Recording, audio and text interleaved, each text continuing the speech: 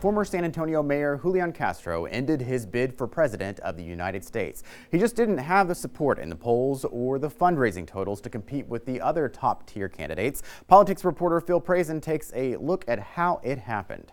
Me llamo Julián Castro. Known for wanting to decriminalize border crossings, I think that you should do your homework on this issue. If you did your homework on this issue, you would know that we should repeal this section. and for throwing some sharp elbows in nationally televised debates. You said they would have to buy in. If she qualifies for Are you Medicaid, forgetting what you she'd said 2 minutes automatically ago? be in for it. Despite that, Texan Julián Castro never stood out. You just had so many candidates running that the field was going to be crowded to begin with. You just a lot of competition for people's attention. When you have something more than 20 candidates running at some point, how do you break through? Ed Espinoza from Progress, Texas, also points to the way the Democratic Party nominates its candidate. He was on the Democratic National Committee in the 2000s. With the focus on states like Iowa and New Hampshire that are small and at least 85% white, he says candidates of color like Castro struggled to break into the top tier. On his way out, Castro himself began to criticize the process.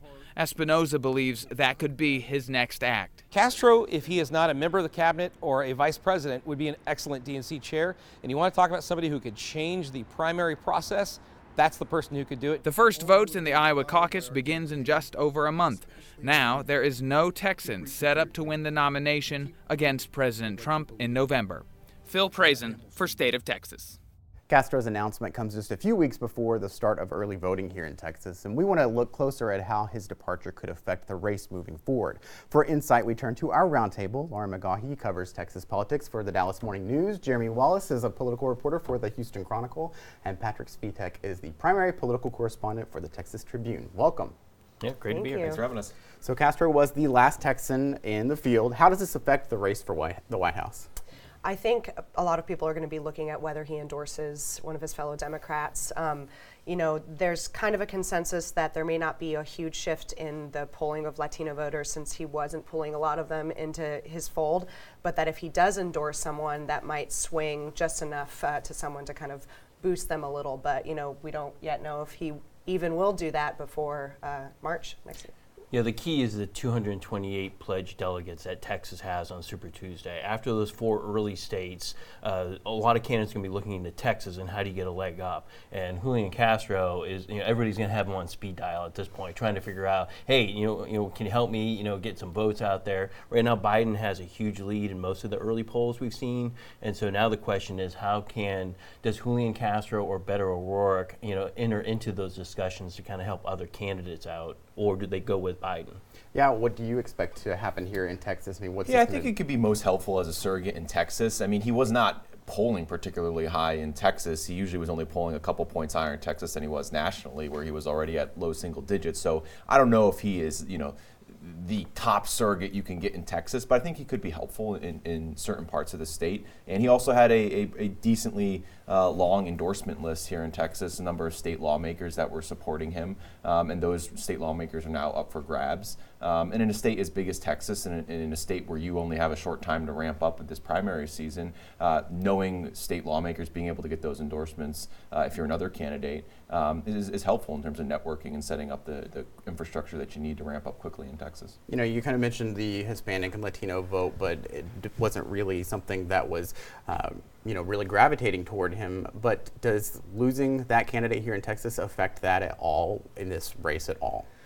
I mean, I think people are looking at the policy perspectives that he brought on immigration. So who is going to take up the mantle that, some Latino voters on issues that Latino voters are particularly passionate about, who might be the next person to pick up those issues and kind of take the ball further down the field. Something that I think will be really interesting is he was kind of looked at as a little ruthless in some of these debates as well. And so will that help him in that if a Biden or Elizabeth Warren pulls him in to kind of be like a junkyard dog for them fighting, or will it hurt him since he did attack Biden's memory and some of the other candidates when he was still in the field? Yeah, and he was really critical of the party for hurting candidates of color. with this primary race. What do you think about that? Who's going to be talking about that now? Well, and he was also, bringing that point into Iowa and New Hampshire, states that get to vote early, but don't have the type of minority populations that we see in, more diverse states like Texas and Florida and California. And so he complained a lot about, that piece of it. But what's interesting, he played the game pretty well for Iowa. He was there a lot. It's like if you look at all the candidates who were competing, in the Democratic primary, it's only like Amy Klobuchar and John Delaney, who had been there more. He had been there more than any of the top candidates. He did the right things in visiting a lot, but his message just didn't connect there. And it felt like his message, it took a while to get honed. It's like early on, the message was a little, what was he standing for? What was he, really the voice of? And towards the end, you saw him really kind of fight for this marginalized, voters out there. So he's talking about the homeless. He's talking about Latino population. He's talking about migrants.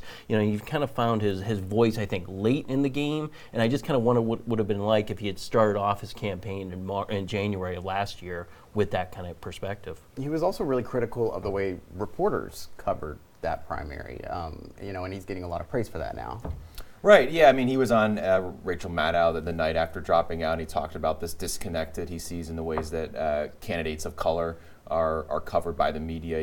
There's something he's talked about even before the presidential campaign is, the questions that he constantly gets from reporters about why he's not fluent in Spanish, which overlooks the fact that many, Hispanic Americans are, speak English.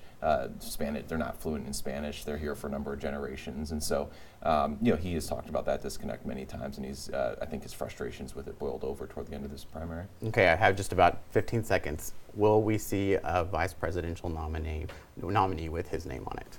Oh boy, I think in 2016 there was a better chance of that than in 2020. I think it's going to depend on who the nominee is, right? It's like there's going to be, this balancing game of, it's like, does Joe Biden, who does he want as running mate? A lot of people have talked about Stacey Abrams in Georgia as like more of an ideal kind of a candidate for him to be paired with. So I don't know. It's like I think he'll have a role in whatever next administration comes around. I wouldn't be surprised if a Democrat does win the White House, if he were to be called and to take up some sort of role. Maybe not HUD again like he was, under Obama, but who knows? All right. Thank you very much, guys.